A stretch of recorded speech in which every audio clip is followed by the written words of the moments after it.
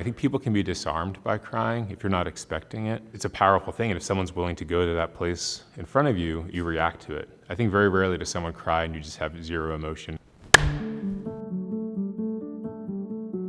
I feel like I cry pretty frequently. I cry during sports. I'm a huge Buffalo Bills fan, and sometimes I'll cry tears of joy. My mother died 13 years ago, so I find sometimes around then I'll cry more. Then my wife points out, oh yeah, you're like nearing the anniversary of your mother's death. So I think sometimes there's those points in the year where you just cry more.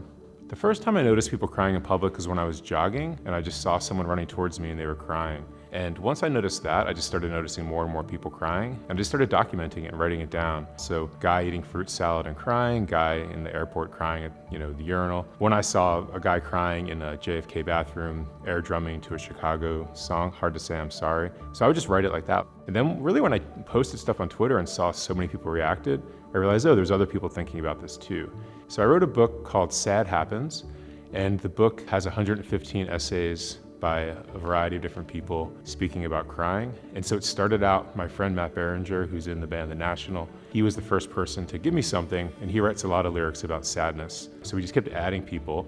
I think my favorite story from the anthology is this one by a woman named Olivia. She wrote me in my DMs and said, hey, I'm a zookeeper, and I want to write about the animals I take care of who eventually die. And so she wrote a piece about loving these animals and then having to, her favorite owl dies.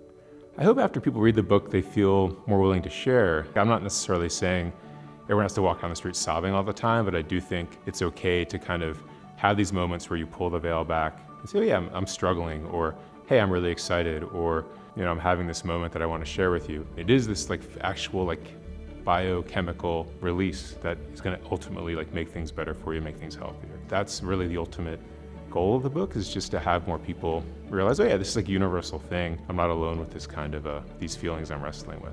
My name is Stosuy, and this is my brief but spectacular take on crying in public.